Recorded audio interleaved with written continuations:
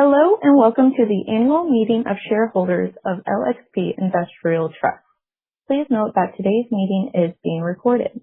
During the meeting, we'll have a question and answer session. You can submit questions or comments at any time by clicking on the message icon. It is now my pleasure to turn today's meeting over to Will Eglin, Chairman of LXP Industrial Trust. Mr. Eglin, the floor is yours. Good afternoon, ladies and gentlemen. The meeting will please come to order. I am Will Eglin, the Chairman, Chief Executive Officer, and President of LXP Industrial Trust, and it is my pleasure to welcome all of you to the 2026 Annual Meeting of Shareholders. I will serve as the Chairman of today's meeting. Just after 2 p.m., and in accordance with the notice of the meeting, I call this meeting to order. Before proceeding to the business of the meeting, I would like to note that we will conduct the business portion of the meeting first, and then after we adjourn the meeting, we will answer any questions related to our business. Only validated shareholders or proxy holders may ask questions. On the screen are the agenda and the rules of conduct and procedures for today's meeting. To conduct an orderly meeting, we ask that participants abide by these rules. Here with me today are Joe Von Ventry, who will act as Secretary of the meeting, and Heather Gentry, who will act as Inspector of Elections. Our independent trustee nominees on the line with us are Lawrence Gray, Arun Gupta, Jamie Handwerker, Derek Johnson, Claire Koneman, Elizabeth No, and Howard Ross.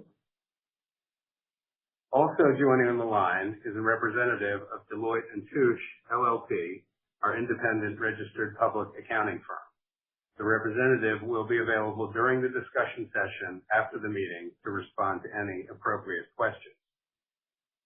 I have been provided an affidavit by Computershare certifying as to the proper mailing of the notice of the annual meeting commencing April 6, 2026, which will be filed with the records of the meeting. I have been advised by the Inspector of Elections that shareholders entitled to cast a majority of all of the votes entitled to be cast at this meeting are present in person or by proxy at this meeting.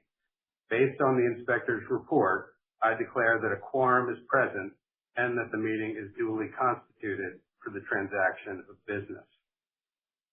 The matters scheduled for formal action at this meeting are, first, the election of 8 trustees to serve until the 2027 annual meeting or until their earlier resignation or removal, and until their respective successors, if any, are elected and qualified. Second, to vote upon an advisory, non-binding resolution to approve the compensation of the named executive officers as disclosed in the Trust 2026 proxy statement. Third, to vote upon the ratification of the appointment of Deloitte & Touche, LLP, as the Trust's independent registered public accounting firm for the fiscal year ending December 31st, 2026, and if necessary, transact such other business as may properly come before this meeting or any adjournment or postponement of this meeting. Polls are now open for voting. So anyone attending this meeting who has not yet voted or wishes to change his or her vote, please do so at this time by clicking on the Cast Your Vote link on the left side of your screen and following the instructions there. We will now pause for a minute to respond to any questions on the proposals and to allow any shareholders that want to vote or change their votes to do so. There have been no questions submitted pertaining to the proposals. Polls for voting on the matters before this meeting are hereby closed. This time, based on the voting results provided to me by the Inspector of Elections, I am pleased to announce the preliminary voting results for the 3 proposals.